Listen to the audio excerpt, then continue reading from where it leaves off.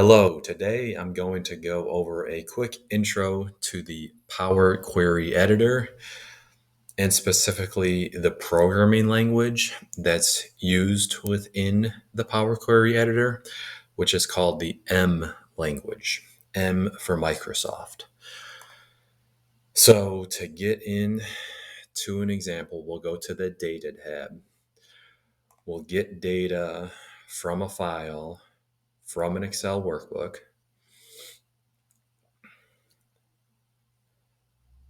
We'll navigate to where we have our data.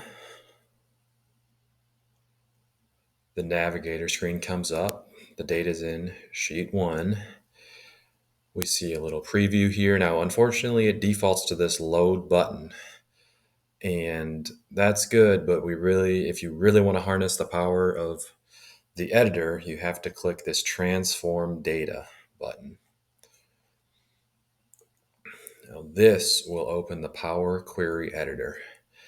And by default, your formula bar won't be enabled.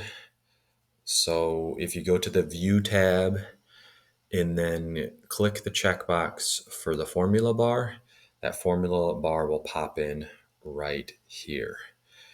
And if you want to see the entire M language that's created, again on the View tab, Advanced Editor, it'll bring up the entire expression. This gets automatically recorded as you transform your data using this very nice and easy to use interface. But there are a couple times where knowing how the syntax of the formula, the M language works, is very helpful. So let's say that we wanted to calculate a column for profit here in the editor.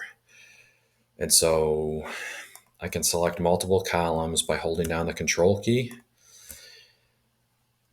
If I go to add a column, there's a bunch of options. One of them is standard and subtract. That should get me what I need. I need to subtract those two fields that I highlighted to get profit. It just gives it a default name of subtraction. I can double click there and then call it profit. If you notice, the problem is it's giving me a bunch of negative numbers here.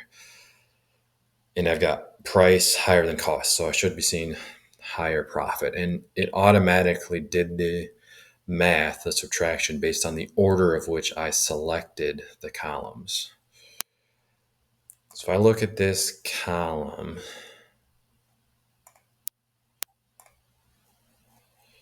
I have to go to this step where I inserted the column. So I inserted subtraction. I go back to that applied step, and the formula up here tells me that I added a column. It was a subtraction type. And for each row, it took the cost minus the price, and it gave me a number back. So all that's good, except I just need to have it actually take the price minus the cost. So I can just edit that straight away in the formula bar. And now you can see my numbers have all flipped to being positive.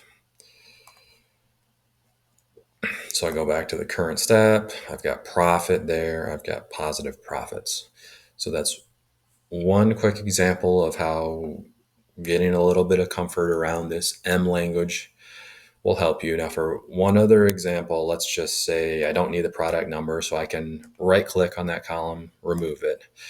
And let's say I really only cared about products that contain mountain.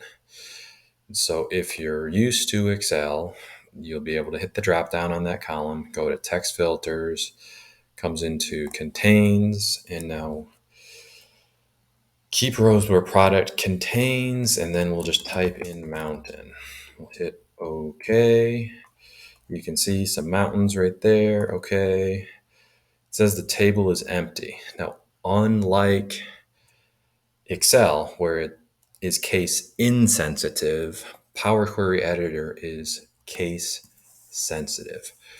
So if you wanted to be able to just make it case insensitive. Again, a little bit of knowledge of the programming language will help. So we're going to select the rows where the text of the product field contains mountain.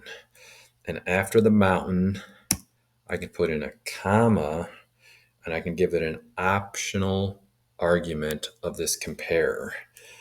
You can see compare right here. So I'll type in compare dot, and then it gives me some choices. And what I want to do is ordinal ignore case, and that will make it case insensitive.